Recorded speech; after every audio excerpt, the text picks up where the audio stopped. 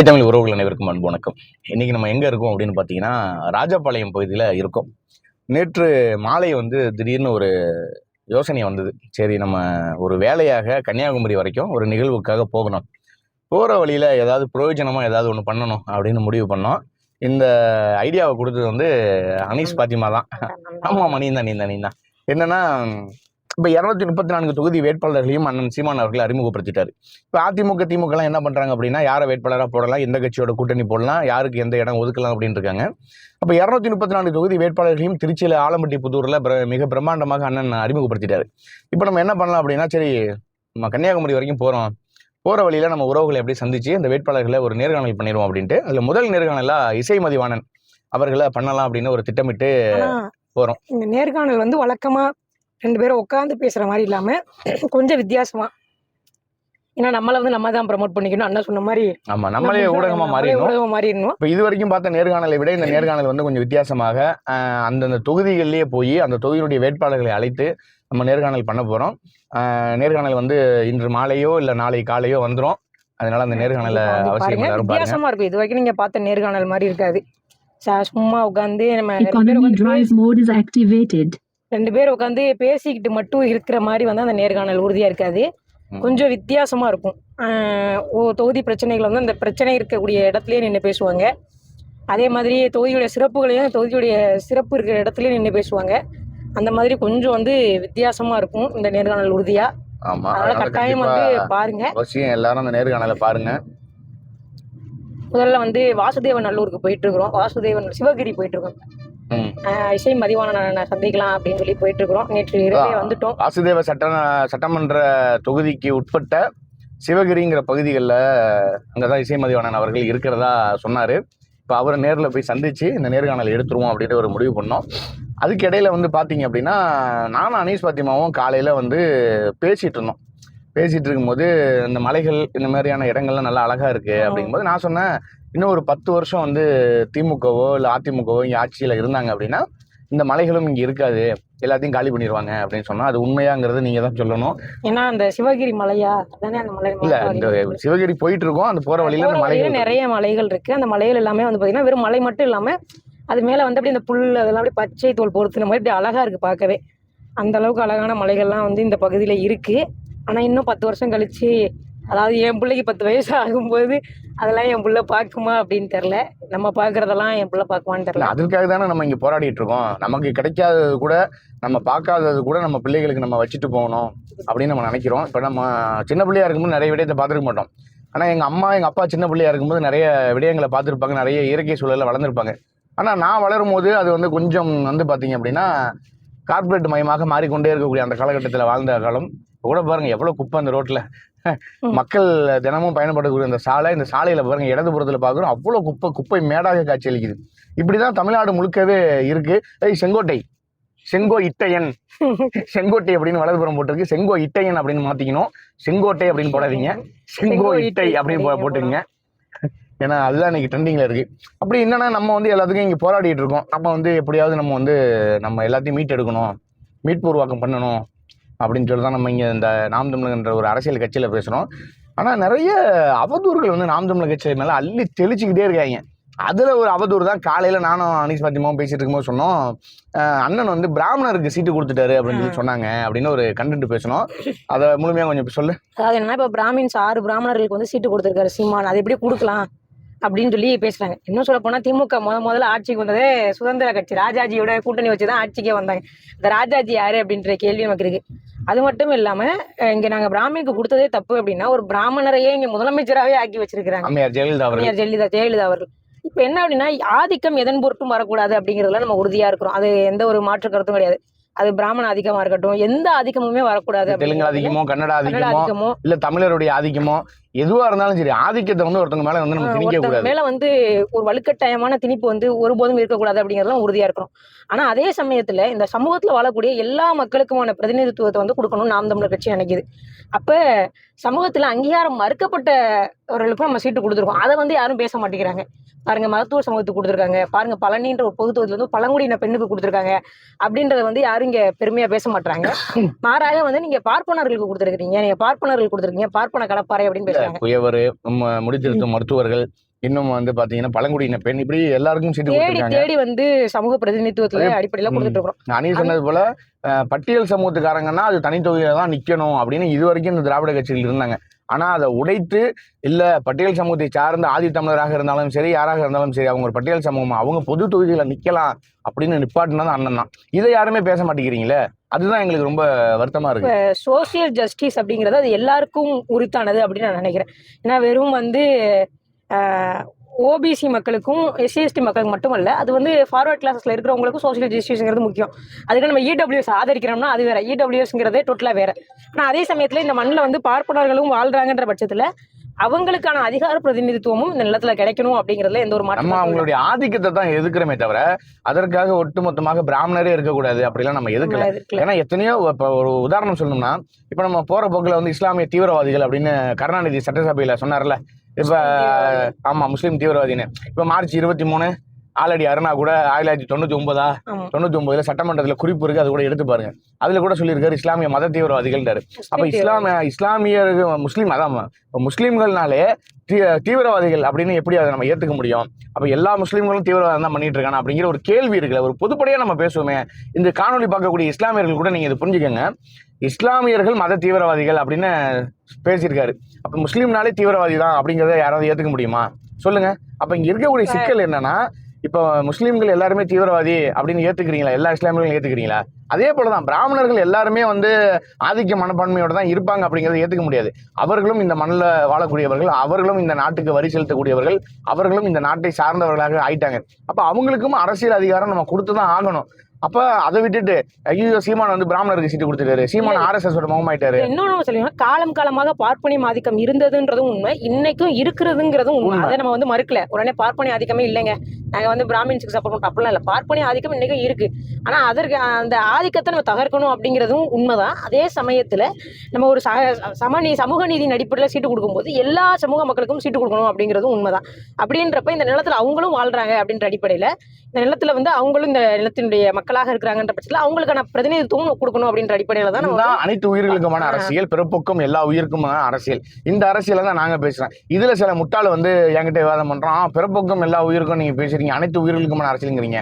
நாளைக்கு வந்து ஒரு நாயை கொண்டு வந்து வேட்பாளர் நிக்க வச்சு வெளில வைப்பீங்களாங்கிறான். இப்ப இந்த மாதிரியான முட்டாள்தனமான விவாதம் பண்ணக்கூடிய முட்டாள்களை நம்ம எப்படி பார்க்க முடியும் சொல்லுங்க?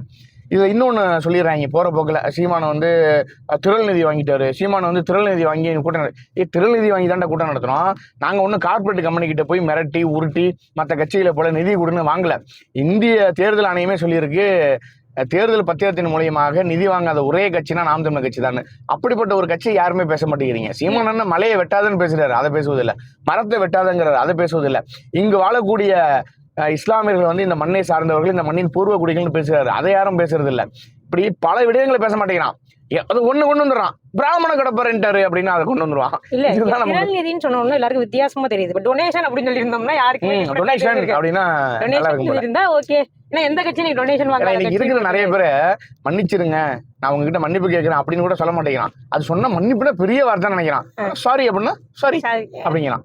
என்னடா எனக்கு ஒன்றும் புரியலையே, எந்த மாதிரியான உலகத்துல அப்படின்றது வந்து தவறான கருத்து இருக்கு. எல்லா உலகம் முழுக்க இருக்கக்கூடிய எல்லா அமைப்புகளுமே, மக்களுக்காக போராடக்கூடிய அமைப்புகள் வந்து மக்கள்கிட்ட இருந்து காசு பெற்றுதான் வந்து அந்த அமைப்பு நடத்துவாங்க. இப்ப நம்ம ஏரியாலேயே ஒரு வாய்க்கால் பிரச்சனை இருக்குன்னு வச்சுக்கோங்களேன், அதுக்கு ஒரு போராட்டம் பண்ணணும்னா அங்க இருக்கக்கூடிய மக்கள் எல்லாரும் சேர்ந்து ஒரு 10 ரூபா 100 ரூபா போட்டு தான் அந்த போராட்டத்தை முன்னெடுப்பாங்க. இப்படிதான் எல்லா இடங்களுமே. ஒரு சின்ன ஒரு தெருவுல பண்ற போராட்டத்துல இருந்து நாடு தழுவிய போராட்டம் வரைக்கும் இதுதான்.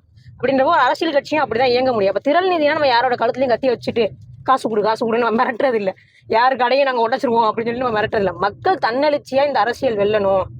இந்த நிலத்துல சீமான் பேசக்கூடிய அரசியல் சரியாக இருக்கு, அவர் மலைக்காக பேசுறாரு, மண்ணுக்காக பேசுறாரு, அவர் நாளை நம்முடைய பிள்ளைகளுக்காக பேசுறாரு அப்படின்னு சொல்லி மக்கள் தன்னெழுச்சியா கொடுக்குறாங்க. இது வந்து அப்படின்னா நியாயமாக பார்த்தால் இந்திய அரசியல்ல நாம் தமிழர் தான் அதிகமா திரள் நிதி வருது நீங்க வச்சுக்கிட்டீங்கன்னா கூட நாம் தமிழர் கட்சியை தான் மக்கள் அதிகமா நம்புறாங்கன்னு அர்த்தம். உண்மைதான். திரள் நிதி வருதுன்னா இப்ப நீங்க இவ்வளவு அவதூறுகள் பரப்பியதற்கு பிறகும் உலக நாடுகள்ல இருந்து, அது மட்டும் இல்லாம பல்வேறு தமிழகத்துல பல்வேறு இடங்கள்ல இருந்து எல்லாரும் நிதி கொடுக்குறாங்கன்னா என்ன காரணம்? ஏன்னா நாம் நம்பிக்கை கட்சியாக கிட்ட ஒருத்தன் வரான், தம்பி வணக்கம், எனக்கு ஒரு 1000 ரூபாய் பணம் கொடுங்க அப்படின்னு கேட்டா ஒருத்தன் கொடுத்துருவானா? கொடுக்க மாட்டான். ஏன்? ஏன்னா அவன் அவங்கள நம்பணும் முதல்ல. அப்ப உலக நாடுகள் முழுக்க வாழக்கூடிய தமிழர்கள் இந்த நிலத்தை விட்டு, தன்னுடைய உறவினர்களை விட்டு, மனைவியை விட்டு, கணவனை விட்டு, தன்னுடைய பிள்ளைகளை விட்டு, கூட பிறந்த சகோதரங்களை விட்டு, இந்த தாய் நிலத்தை விட்டு அவங்க என்ன பண்றான், வேற ஒரு இடத்துக்கு போறான். போய் அவன் என்ன பண்றான் அப்படின்னா உழைக்கிறான். உழைச்சாலும் அவன் என்ன பண்றான், இந்த நாடு நல்லா இருக்கு, இதே போல தானே நம்ம நாடும் மாறணும்னு நம்ம ஆசைப்படுறோம். இதை தானே சீமான் பேசுறாரு. இப்ப மிடில் ஈஸ்ட் கண்ட்ரியாக இருக்கட்டும், யூரோப் கண்ட்ரியாக இருக்கட்டும், அங்க இருக்கக்கூடிய சாலைகள் தரமானதாக இருக்கு, மருத்துவமனைகள் தரமானதாக இருக்கு, கல்வி கூடங்கள் தரமானதாக இருக்கு. ஆனா நம்ம கிட்ட அது ஏன் இல்லைன்னு அவன் வந்து ஏங்குறான். அவன் ரெண்டையும் கம்பேரிசன் பண்ணி பாக்குறான், ரெண்டுக்குமான வித்தியாசம் என்ன அப்படின்னு. அப்ப சீமான் அண்ணன் சரியா பேசுறாரு, சாலைகளை இப்படி பண்ண முடியும், மருத்துவத்தை இப்படி தரம் உயர்த்த முடியும்னு அவன் நம்புறான் நாம் தமிழர் கட்சியை. அதனால அவன் பணம் கொடுக்குறான். ஒண்ணு. ரெண்டாவது, மனசாட்சிப்படி யாராவது ஒருவர் மனசாட்சிப்படி ஒரு மனித நேயத்தோட நீங்க சொல்லுங்க, இதே 8.22 விழுக்காடு வாக்குகளை வேற ஏதாவது ஒரு கட்சி வச்சிருந்தா இந்நேரம் என்ன பண்ணியிருக்கோம்? ஒன்னு திமுக கூட கூட்டணி போயிருக்கலாம், இல்லை அதிமுக கூட போயிருக்கலாம், இல்லை பாஜக கூட போயிருக்கலாம், காங்கிரஸோட கூட போயிருக்கலாம். ஆனால் நான் யாரோடும் சமரசம் செய்ய மாட்டேன், தனித்து ஒரு மனுஷன் நிற்கிறான். வெற்றியோ தோல்வியோ. நான் கூட நேற்று ஒரு காணொலி கூட ஒன்று என்னுடைய இந்த பகிரினுடைய ஸ்டேட்டஸ்ல கூட வச்சிருந்தேன். 2016 சீமான் அண்ணன் பேசும்போது சுற்றி ஒரு 25-30 பேர் இருந்தாங்க. இதே 2026 சீமான் அண்ணன் பேசும்போது சுற்றி 5 லட்சம் பேர் நிற்கிறாங்க. இதுதான் ரியல் இன்ஸ்பிரேஷன், இதுதான் ரியல் கூஸ் பம்ப்ஸ் மூமெண்ட். அப்படி இருக்கக்கூடிய அந்த சூழல்ல ஒரு மாற்று அரசியலை நோக்கி மக்களை வர ஆரம்பிச்சுட்டான். அது நீங்க எக்காரணம் கொண்டுமே நீங்க வந்து தடைபட முடியாது, நீங்க தடுத்துடலாம். இந்த நேற்று கூட என் மனைவி ஒரு காணொலி போட்டிருந்தாங்க. ஏதோ ஒரு இஸ்லாமியர் வந்து தவறான ஒரு கேள்வி கூட இல்ல, அவர் வந்து திமுகவுல பேச்சாளரா அந்த லோக்கல்ல இருப்பாங்கல்ல, அப்படியே பேசுறாரு. லோக்கல் அடியால லோக்கல் கையி அவர் என்ன சொல்றாரு அப்படின்னா, இந்த பரப்புரை செய்வாங்க இல்லையா திமுகவுக்கு ஆதரவா, லோக்கல் ஊப்பின்னு சொல்லு. அவர் வந்து என்ன சொல்றாரு அப்படின்னா, இஸ்லாமியர்களை வந்து தமிழர்களே இல்லைன்னு சீமான் சொல்லிட்டாரு அப்படின்னு வந்து சொல்றாரு. அப்படி எந்த இடத்துல அண்ணன் சீமான் அவர்கள் சொல்லியிருக்காரு எனக்கு தெரியல. நான் மாறா என்னன்னு சொல்லிருக்காருன்னா, தமிழர்கள் நாங்க தான் இஸ்லாத்தை ஏற்றிருக்கிறோம் அப்படின்னு அண்ணன் பேசின காணொலியில நிறைய இருக்கு. ஆனா அவர் சொன்ன மாதிரி ஒரு காணொலி கூட இது வரைக்கும் கிடையாது. இப்ப நேற்று கூட உங்க உறவினர்கிட்ட பேசிட்டு இருக்கும்போது அவர் ஒரு வார்த்தை சொன்னாரு, சீமான் நல்லவர் தான், சீமான் எல்லாம் சரிதான், ஆனா வந்து பிஜேபி உள்ள வந்துடக்கூடாது, அதனாலதான் நாங்க திமுக கூட்டு போடுறோம் அப்படின்னு. அது முக்கியமா ஒரு வார்த்தையை சொல்லு. அவர் என்கிட்ட சொல்றாரு ஒரு சின்ன ஒரு ஆர்கியூமெண்ட். அந்த ஆர்கியூமெண்ட்ல அவர் சொல்றாரு, சீமான் அண்ணன் வந்து மாத்தி பேசுறாரு அப்படின்னு. என்னங்க மாத்தி பேசுறாரு அப்படின்னா, இல்ல அவர் வந்து முன்னாடி வந்து திமுக முழுக்க எதிர்த்தாரு, இப்போ வந்து திமுக என் பங்காளி கட்சிங்கிறாரு, அதனால நாங்க என்ன பண்ண போறோம், இந்த தேர்தலில் வந்து பிஜேபி எதுக்குங்கிற ஒரு காரணத்துக்காக திமுகக்கு போறேன். அப்ப நான் கேட்டேன், திமுக நல்ல கட்சியா அப்படின்னு கேட்டேன். திமுக அயோக்கிய பைய, அவன் திருட்டு பைய, அது எனக்கே தெரியும். ஆனாலும் எங்களை பாதுகாத்துக்க இந்த இஸ்லாம் மார்க்கத்தில் இருக்கக்கூடிய இஸ்லாமியர்களை பாதுகாக்க திமுக விட்டு ஆள் இல்லைங்கிறான். அப்ப எனக்கு என்ன தோணுதுன்னா, ஏண்டா உன்னை படைத்த இறைவன் அவனை தாண்டி வேற யாராலையும் உன்னை பாதுகாக்க முடியுது. அப்ப நீ வந்து உன் இறைவனுக்கு இணை வைக்கிற, நீ ஷிர்காகிற, உன் இறைவனை கூட நீ நம்பல, ஆனா திமுகவை நம்புறனா, இது எப்பேற்பட்ட அயோக்கியதனம், எப்பேற்பட்ட ஒரு மனநிலையில நீங்க இருக்கீங்க. இதெல்லாம் மார்க்கம் சார்ந்து பேசுவோம். ஆனா அதை தாண்டி நான் சொல்றது என்ன அப்படின்னா, ஒரு 1967 திமுக முதல் முறை ஆட்சிக்கு வருதா, இத்தனை ஆண்டு காலம் திமுக அந்த நிலத்தை ஆண்டு. ஆனா அந்த திமுகவுடைய ஆட்சி சிறப்பா இருக்குன்னு யாரும் வாக்கு சொல்ல, நான் நல்லா இருக்கு பாஜக உள்ள வந்துன்ற ஒற்றை காரணம். இதை விட திமுகவிற்கு அவமானம்ன்றது எதுவுமே இல்லை. இவங்க வாக்கு கேட்கறதே பாஜக உள்ள வந்து எங்களுக்கு ஓட்டு போடுங்க அப்படின்ற மாதிரி. திமுக கேவலமான கட்சி தாங்க, ஆனா பாஜக எனக்கு உள்ள வந்துடக்கூடாதுங்க அப்படின்னு சொல்றான்ல. அப்ப திமுகவுடைய ஐடியாலஜி அடையாளம் எல்லாமே முடிஞ்சு. நீங்க திமுக ஓட்டு போட்டு தாண்டா 4 எம்எல்ஏ பாஜக வந்திருக்கேன். நீங்க திமுக ஓட்டு போட்டு தாண்டா பாஜக இன்னைக்கு இவ்வளவு விழுக்காடு வளர்ந்துருக்கு. இத்தனைக்கும் தமிழ்நாட்டுக்குள்ள பிஜேபி வளர்த்து விட்டதே இந்த திமுக தாண்டா. கலைஞரின் ஆசி பெற்ற சின்னம் தாமரைலாம் சோறு விளம்பரம் பண்ணாங்க, அதெல்லாம் மறந்துட்டீங்க. அப்ப என்னன்னா, மறப்பது மக்களினுடைய இயல்பாக இருக்கு. அவனுக்கு ஒரே ஒரு நோக்கம், பிஜேபி வரக்கூடாது, அதுக்காக நான் வந்து இதுக்கு போறேன் திமுகனா. எனக்கு எந்த மாதிரியான மனநிலையில இவங்க இருக்காங்க தெரியல. இப்ப திமுக, இப்ப நாம் தமிழருக்கு ஓட்டு போட்டா நாம் தமிழர் தானே வில்லணும், அது எப்படி பிஜேபி வரலங்கிற மாதிரி இருக்கு. திமுகக்கு வந்து வாக்களிச்சா பாஜக உள்ள வந்துடாதுன்றத மாதிரியான ஒரு பொய், அதாவது சொல்றது ஒரு வதந்தி வந்து இந்த உலகத்துல எதுவுமே கிடையாது. அதுதான் இருக்கிறதுலே வந்து பெரிய உருட்டு. ஏன்னா வந்து பிஜேபி முழுக்க திமுகவை நம்பி மட்டுமே இந்த நிலத்துல இருக்கு, அதிமுகவை நம்பி கூட இல்லை. அதுதான் உண்மை சொல்ல போனா. என்ன, திமுக இருக்கிற வரைக்கும் பாஜக இங்க வளரும், அதுதான் உண்மை. என்ன, முதல்ல பாஜக வளர துவங்கிய காலத்துல இருந்து இன்றைக்கு வரைக்கும் பாஜக வளர்த்து விட்டு தினமும் தண்ணி ஊத்தி அந்த செடியை வளர்த்துக்கிட்டே இருக்கிறது யாருன்னா திமுக தான். ஏன்னா நீங்க எந்த இடத்துலயாவது, இப்ப கருணாநிதியோட சிலையை திறந்தாங்க, யாரை கூப்பிட்டு திறந்தாங்க? ராஜ்நாத் சிங், வெங்கையா நாயுடு. கருணாநிதியோட நாணயத்தை திறந்தாங்க ராஜ்நாத் சிங். என்ன கேக்குறேன்னா, திமுக இவ்வளவு பேர் இருக்காங்கல்ல, தீகால இருக்காங்க, வீரமணி இருக்காரு, ஐயா சுபாவி இருக்காரு, இவ்வளவு பேர் இருக்கும்போது ஏன் இவங்களை கூப்பிட்டு திறக்கிறாங்க? இப்ப மாற்று கட்சியில இருக்கிறவங்களும் நம்ம தலைவரை புகழணும்னு நினைக்கிறது கிடையாது, அவங்களா வந்து புகழணும், நீங்களா கூப்பிட்டு வந்து புகழக்கூடாது. இதே அண்ணன் சீமான ராஜ்நாத் சிங் வெங்கையா நாயுடு கூட அதை மென்ஷன் பண்ணி சொன்னாங்க. தமிழ்நாட்டுக்குள்ள இந்த அளவுக்கு நாங்க வளர்ந்தோம்னா அதுக்கு காரணமே கருணாநிதி தான். பாஜக வந்து இந்த நிலத்துல வந்துச்சு அப்படின்னா பாஜகவும் திமுக ஆட்சி வந்து எங்களுக்கு ரொம்ப முக்கியமானது அப்படின்னு ராஜ்நாத் சிங் வந்து மேடையிலேயே பேசியிருக்காரு. அந்த அளவுக்கு வந்து அவங்க எங்களுக்கு சப்போர்ட்டா இருந்தாங்க அப்படின்லாம் பேசியிருக்காரு. இது அது மட்டும் இல்லாம பிஜேபி இன்னைக்கு இந்த நிமிடம் வரைக்கும் திமுகவும் பாஜகவும் வந்து கூட்டணியில தான் இருக்கிறாங்க. என்ன ஏடிஎம்கே வந்து டைரக்டா கூட்டணி வச்சிருக்காங்க, டிஎம்கே வந்து ஒரு இன்டைரக்ட் கள்ள கூட்டணியில இருக்கிறாங்க. உண்மையாகவே பாஜக யோக்கியமான கட்சினா இது வரைக்கும் நடத்தின ஈடிக்கு அவங்க எடுத்த நடவடிக்கை என்ன, இந்த சொத்து குவிப்புக்கு எடுத்த நடவடிக்கை என்ன? உண்மையாகவே திமுக ஒரு யோக்கியமான கட்சி, நல்ல கட்சினா எந்த இடத்துல பாஜகவை ரொம்ப நேர்மையாக எதிர்த்திருக்கு? இதே தமிழ்நாட்டுக்குள்ள கேரளா ஸ்டோரி படங்கள் வந்தது, காஷ்மீர் ஃபைல்ஸ் படங்கள் வந்தது. இதே மம்தா பானர்ஜி சொன்னாங்க இந்த படம் என்னுடைய மண்ணில் வெளியாக கூடாதுன்னு. ஏன் அதை ஸ்டாலினால செய்ய முடியல? ஆனா கேரளா ஸ்டோரி படம் தமிழகத்துல திரையிடப்படலாம் அப்படின்ற நிலைமையில இருக்கும்போது நாம் தமிழர் கட்சி முற்றுகையிட்டு தான் அந்த படத்தை வந்து தமிழ்நாட்டுல 2 பேரும் முற்றுகையிட்டாங்க. அதுல மிக முக்கியமான நபர்கள் வந்து பாத்தீங்கன்னா அண்ணன் சீமான் அவர்கள், நாம் தமிழர் கட்சி, 2வது அண்ணன் தடா ரஹீம் அவர்கள். வேற எந்த இஸ்லாமிய அமைப்பு கூட அதுக்கு போராட்டம் பண்ணலங்க. எஸ்டிபிஐயோ இல்ல வந்து தமமுக கூட அது பெரிய அளவுக்கு போராட்டம் பண்ணலையே. அந்த படம் இன்னைக்கு தமிழ்நாட்டுல திரையரங்கில் ஓடலைன்னா அதுக்கு ஒரு பொது அரசியல் கட்சியா இருக்கிறது அண்ணன் சீமான் அவர்கள் மட்டும்தான். அப்படி அந்த அளவுக்கு வந்து அண்ணன் சீமான் அவர்கள் வந்து இந்த இடத்துல வந்து இருக்காரு. ஆனா இவங்கெல்லாம் வந்து எந்த ஒரு புரிதலும் இல்லாம நான் வந்து பாஜக உள்ள வந்துடும், அதனால நான் திமுக ஓட்டு போடுறேன். சரி, இப்ப நீங்க போன முறை திமுக தான் ஓட்டு போட்டீங்க. 4 பாஜக சட்டமன்ற உறுப்பினர்கள் இன்னைக்கு சட்டமன்றத்துல இருக்காங்க. இப்ப நம்ம சொன்னோம்னு வச்சுங்க, இதுக்கு இந்த ஊப்பிகள் நம்ம சொல்லுவாங்க, ஊப்பி பைகள். ஆமாங்க, போன தடவை நாங்க நிறைய பேர் மிஸ் பண்ணிட்டோங்க திமுக ஓட்டு போடாம, அதனால இந்த வாட்டி எல்லா ஓட்டையும் நாங்க திமுக குத்திலான் இருக்கோம் அப்படிம்பாங்க. திமுகவுக்கு ஓட்டு போடுறது, திமுக ஓட்டு போட்டா பாஜக வந்துடும் அப்படிங்கிறது ஒரு ஒன் ஆஃப் த மித்து.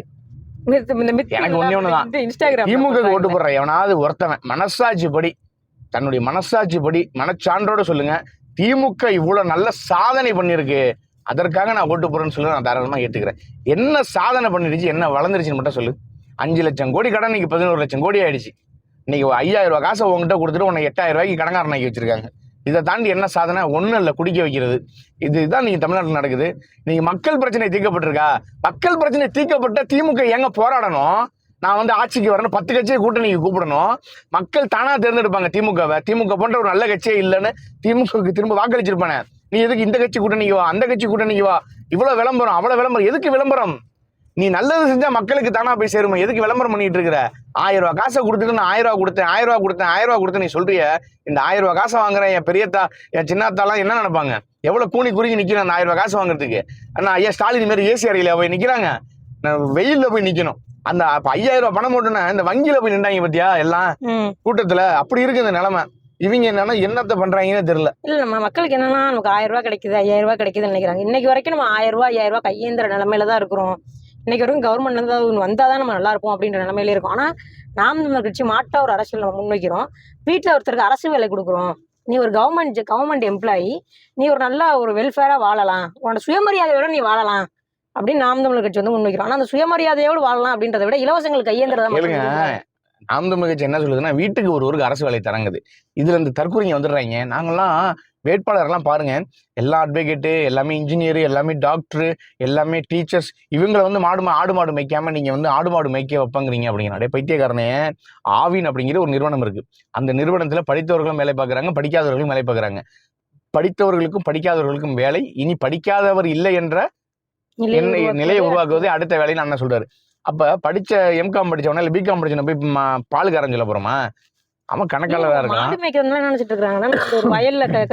படிப்பே இருக்கு, அனிமல் ஹஸ்பண்டிங் ஒரு படிப்பே இருக்கு. அது வேற, அக்ரிகல்ச்சர் இருக்கு, விவசாயம் பண்ணதுன்னு படிப்பு. மாடு மேய்க்கிறதா இது சின்ன பிள்ளைங்க அந்த வயல்ல போயிட்டு இப்படி மாடு எப்படின்னு ஓட்டிருக்கணும். அந்த மாதிரி 200 ரூபாய்க்கு ஃபாரின் கண்ட்ரீஸ்ல மாடு மேய்க்கிறாங்கன்னு போய் பாருங்க. 200 ரூபாய்க்கு பிச்சை எடுக்கிற ஊப்பிகளுக்கு ஒருபோதும் விவசாயத்தினுடைய அருமை தெரியாது. அவ்வளவுதான். ஃபாரின் கண்ட்ரில எல்லாம் அந்த சுத்தி ஃபென்ஸ் போட்டு, ஏன் வெளிநாடுன்னு சொல்ல மாட்டீங்களா? ஃபாரின் அப்படிதான் சொல்லுவீங்களா? முக்கியம் இல்ல. ஓகேவா? சரி, இப்ப தமிழ்லயே பேசணும் சேலஞ்சு தான் நீங்க தூத்து போவீங்க பாப்பமா. சரி, நம்ம 2 பேரும் தமிழ்லயே பேச ஆரம்பிச்சிருமா? சரி சொல்லுங்க. சரி, முதல்ல எதுக்கு நிக்கிறோம்னா, போற வழியில அப்படியே நின்றோம். நம்ம வரக்கூடிய பகுதி வந்துடுச்சா அப்படிங்கிற ஒரு சந்தேகம். அது மட்டும் இல்லாம இப்ப இவருக்கு இசை மதிவாணன் அவர்களுக்கு வந்து அழைப்பு எடுக்கணும். அழைப்பு எடுத்து மாம்சு எங்க இருக்கீங்க அப்படின்னு கேட்கணும். அப்புறம் அவர் போட்டு விட்ட லொக்கேஷனுக்கு போகணும். அதுக்காக தான் இங்கே நிற்கிறோம், வேற ஒன்றும் இல்லை. நம்ம வந்து அடுத்த கட்டமாக மீண்டும் ஒரு காணொலியில சந்திப்போம். ஏன்னா நம்ம வர வேண்டிய பகுதிக்கு நம்ம வந்துட்டோம். அந்த காணொலியில வந்து முழுக்க தமிழ்ல பேசுறோம். ஆமா, முழுக்க தமிழ்ல பேசுறோம். அனீஸ் பாத்திமாங்க எனக்கு ஒரு போட்டி, யார் அதிகமாக தமிழில் பேசுகிறாங்க, பிற மொழி வார்த்தைகள் கலக்காமல் அப்படிங்கிறத. அதனால மீண்டும் ஒரு காணொலி சந்திப்போம். நன்றி, வணக்கம்.